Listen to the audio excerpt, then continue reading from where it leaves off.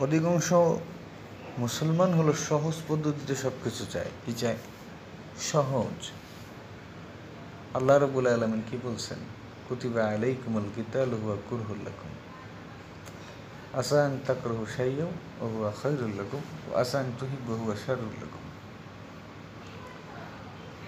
আল্লাহ মাফ করুক, হয়তো আয়াতটা আসা আন তুহিব্বু ওয়া হুয়া শাররুল লাকুম ওয়া আসা আন তাকরাহু হুয়া খায়রুল লাকুম আল্লাহু আ'লামু ওয়া আনতুম লা তা'লামুন। যে আল্লাহ তাআলা তোমাদের উপর জিহাদ ফরজ করছেন। কোনো জিনিস তোমরা ভালোবাসো অথচ সেটা তোমাদের জন্য কল্যাণকর না, আর কোনো জিনিস তোমরা হয়তো ঘৃণা করো কিন্তু সেটা তোমাদের জন্য কল্যাণকর। আল্লাহ তাআলা কঠিনের মধ্যে উম্মতের কল্যাণ রাখছে, কঠিন পরিস্থিতির মধ্যে আল্লাহ পাক উম্মতের মধ্যে কল্যাণ রাখছে। শুধু আমাদের দেশ না, এই ফিতনা পৃথিবীব্যাপী। আমাদের উম্মতের মুসলমানদের যুবকদেরকে তারা খাসিতে পরিণত করছে। খাসি বুঝেন?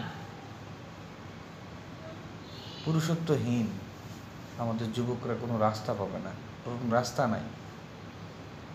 ঠিক আছে, আলহামদুলিল্লাহ এর থেকে বের হয়ে আসছে কিছু কিছু উলামায়ে কেরাম, যারা উম্মতের মুহাব্বতের ভালোবাসা অন্তরে ধারণ করে নিজে যা হবে হোক ওই দিকে তাকায় নেয়।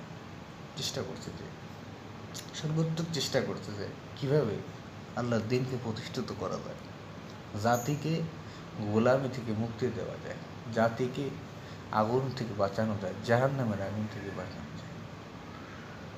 আমাদের দেশে না, পৃথিবীর বহু দেশের উলামায়ে কেরামের অবস্থা হচ্ছে যে সিস্টেমের মধ্যে থেকে কীভাবে একটু বেঁচে থাকা যায়, কীভাবে একটু মানে কটা তিনবেলা খাবার খেয়ে কোনো মতে নামাজ কালাম পড়ে জিন্দিগি শেষ করা যায়, এরকম কুকুরের মতো জিন্দিগি যেরমই হোক লাথি পিছে খায়া জিন্দিগি কীভাবে কাটানো যায়। উম্মতকে শিখায় নাই, মুসলিম যুবকদেরকে শিখায় নাই যে ইজ্জত নিয়ে বাঁচতে হবে, সম্মান নিয়ে বাঁচতে হবে। ইজ্জত দরকার নেই, সম্মান দরকার নেই, রক্তপাত দরকার নেই। ঠিক আছে না? আল্লাহ নবী কি বোঝে না যে আহারে আমার সাহাবীরা পৃথিবী থেকে বিদায় নেবে, আমার সাহাবীদের সন্তানরা এতিম হবে, বিবিরা বিধবা হবে? বুঝে নাই? যাই হোক, ওনরা চিন্তা করে একরকম, ভাবে একরকম, করে একরকম। পৃথিবীর বহু উলামায়ে কেরাম আছেন যারা, আল্লাহ মাফ করতো, এটা খারাপ আমি সবাইকে বলবো না, এইসব দাজ্জালরা দেখবেন যে বিভিন্ন গণতান্ত্রিক দলের সাথে আছে, থাইকে তাদেরকে বলে যে এই সমস্যা নেই, এদের সাথে থাকো, দেশের উন্নতি করো। দেশের উন্নতি না, দেশের হলো জাহান্নামের দিকে নিয়ে গেছে দেশকে। কোনো উন্নতি হয়েছে? গণতান্ত্রিক কোনো রাষ্ট্র কোনো উন্নতি হয়েছে? হয় না, আর কিয়ামত পর্যন্ত হবে না। আমাদের যুবকদেরকে খাসি বানাচ্ছে কিছু কিছু উলামায়ে কেরাম। যুবকরা ইজ্জত ও সম্মান নিয়ে বাঁচবে, নিজেরা চাকরির পিছনে দৌড়বে না। আজকে দেখেন অবস্থা, যুবকরা বেকার। অথচ এই যুবকদের জন্য কিছু করার প্রয়োজন ছিল তাদের। দুনিয়াতে এই কথাটা সবাই নোট করে রাখেন যে দুনিয়াতে হার নবীকে আল্লাহ পাক রব্বুল আলামিন পাঠাইছেন সিস্টেমকে পরিবর্তন করার জন্য। সিস্টেমের মধ্যে থাইকা সিস্টেমকে পরিবর্তন করার জন্য পাঠায় নাই, সিস্টেমের বাইরে থেকে সিস্টেমকে পরিবর্তন করতে হবে। আপনি পুকুরে গেলেন বা পানিতে, নদীতে নামলেন, আপনি ভিজবেন না? আচ্ছা, এখন আপনি ধরেন নোংরা পানিতে নামছেন, তখন আপনি নোংরা পানি কি ওই মধ্যে থেকেই পবিত্র করতে পারবেন, নাকি আপনার বাইরে এসে কূপের মধ্যে হোক একটা বালতি দিয়ে পানিটা বাইরে করে ফেলবেন নাকি? তাহলে না পরিষ্কার হয়ে যাবে।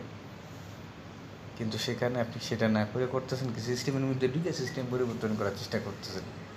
সিস্টেম আপনাকে পরিবর্তন বানাই দেবে, আপনি পরিবর্তন দিতে পারবেন না। ওখানে ইমান নিয়ে ঢুকবেন, কুফুরকে মাইনে তারপর বের হওয়া লাগবে, আপনার বাইরে হইতে পারবেন না। ফিতনা, গণতন্ত্র নামে একটা ফিতনা। আমাদেরকে আল্লাহ পাক পাঠাইছেন প্রত্যেকটা তন্ত্র মন্ত্রের উপর আল্লাহ দিনকে প্রতিষ্ঠিত করার জন্য। নবীদেরকে কেন আল্লাহ পাঠাইলেন? উদ্দেশ্য কী? যে কথা কোনো আলেম, আমাদের বাংলাদেশ তো বাদ, অন্য কোনো দেশের আলেম বলতে চায় না, খুব কম সংখ্যক আলেম বলে। ওয়াল্লাযী আরসালা রাসূলাহু বিল হুদা ওয়া দীনিল হাক্কি লিইয়ুযহিরাহু আলাদ দীনি কুল্লিহি ওয়ালাউ কারিহাল মুশরিকুন, যে আমি আমার নবীদেরকে রিসালাত আর হিদায়াত দিয়ে পাঠাইছি। কোথায়? জমিনে। কি? আলাদ দীনি কুল্লিহি লিইয়ুযহিরাহু, প্রত্যেকটা দিনের উপর বিজয় আনবে। গণতন্ত্রের উপর বিজয় আনবে, সমাজতন্ত্রের উপর বিজয় আনবে, পুঁজিবাদের উপর বিজয় আনবে, ক্যাপিটালিজমের উপর বিজয় আনবে, সমস্ত তন্ত্রমন্ত্র পৌত্তলিকতার উপর বিজয় আনবে। হ্যাঁ, আজকে হইতেছে কি? সিস্টেমের মধ্যে থাইকা সিস্টেম পরিবর্তন করা, আল্লাহ বিল্লাহ করো, জিকির আজকার করো, বাস। এই সিস্টেম পরিবর্তন করার দরকার নেই। কিন্তু নবীদেরকে পাঠানোর উদ্দেশ্য তারা বুঝে নেয়। নবীদেরকে পাঠানোর উদ্দেশ্য হলো এই দুনিয়ার সমস্ত সিস্টেমকে পরিবর্তন করে আল্লাহর সিস্টেম প্রতিষ্ঠা করার মাধ্যমে, যাকে বলে আদ-দীন। কি? ওয়ালা তাতাফাররাকু আন আকিমুদ-দীন ওয়ালা তাতাফাররাকু, তোমরা দিন কায়েম করো, ফের পরিণত হয়ে না। তবে এই গণতন্ত্রের মধ্যে যে আলেমগুলো থাকে, এরা মূলত স্বার্থবাদী, এরা স্বার্থ কামাই গেলে বা স্বার্থ কামার জন্য যায়। মূলত উম্মতের কোনো খেদমত বা উম্মতের উপকার হবে এরকম জন্য তারা যাইতে পারে না। আল্লাহ তো সমস্ত যুবকদেরকে আমরা এটা আহ্বান করবো যে আল্লাহ পাক আপনাকে, আমাকে, সবাইকে দুনিয়াতে যত কুফরি সিস্টেম, সমস্ত সিস্টেমের উপর আল্লাহর দ্বীনের সিস্টেম, কোরআন সিস্টেম চালু করতে হবে। মানে এই গণতন্ত্র, সমাজতন্ত্র, রাজতন্ত্র, জাতীয়তাবাদ, পুঁজিবাদ, হ্যাঁ, পৌত্তলিকতায় সমস্ত দ্বীনের উপর, মতবাদের উপর আল্লাহর দ্বীনকে প্রতিষ্ঠিত করা থাকবে।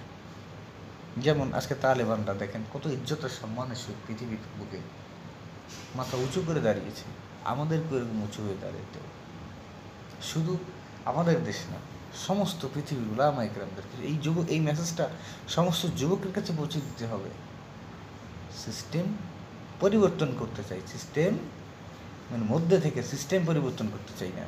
মানে কোন অংশ একটু ইসলাম পালন করতে। গণতান্ত্রিক ব্যক্তিরা ইসলামকে ততটুকু ভালোবাসে যতটুকু ইসলামের সাথে তাদের গণতন্ত্রের বা সেকুলারগিরির সাথে সাংঘর্ষিক বা তারা। আপনি নামাজ পড়েন, আলহামদুলিল্লাহ, সমস্যা নেই। আপনি রোজা রাখেন, সমস্যা নেই।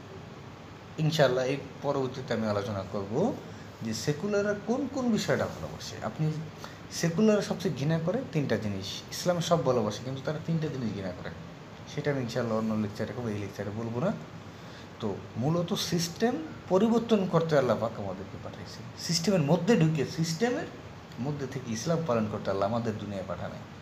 এই যত মতবাদ আছে সমস্ত মতবাদকে ধ্বংস করে এই মতবাদের উপরে আল্লাহ দ্বীনকে প্রতিষ্ঠা করতে হবে। সম্মানিত যুবক ভাইয়েরা, যারা লেকচার শুনছেন এবং যারা এখানে আছেন, সবাইকে আহ্বান জানাবো যে আল্লাহর দ্বীন প্রতিষ্ঠিত হবে রাসূলুল্লাহ সাল্লাল্লাহু আলাইহি সাল্লামের মাধ্যমে। কোনো আব্রাহাম লিঙ্কনের সুন্নাত ধার করে নেওয়া আমাদের দরকার নেই। আমরা আমেরিকান ইসলামরে মানি না, আমরা পশ্চিমাদের বানানো উদারপন্থী ইসলামের পক্ষে আমরা নই। আমরা আল্লাহ এবং আল্লাহ রব্বুল আলামিনের প্রণীত যে ইসলাম আমাদেরকে পালন করতে বলছেন, নবীরা যা পালন করছে ওইটাই আমরা পালন করার চেষ্টা করব। তো কথার উদ্দেশ্য এইটাই যে সিস্টেম পরিবর্তন করার চেষ্টা করতে হবে, না হলে আমরা কোনো দিন প্রকৃত সাফল্য অর্জন করতে পারবো না। তো আসুন আমরা সিস্টেম পরিবর্তন করার চেষ্টা করি, তাহলে ইনশাআল্লাহ আল্লাহর জমিনে আল্লাহ শরিয়া প্রতিষ্ঠিত হবে, আমরাও শান্তিতে থাকতো, জনগণও শান্তিতে থাকবে ইনশাআল্লাহ।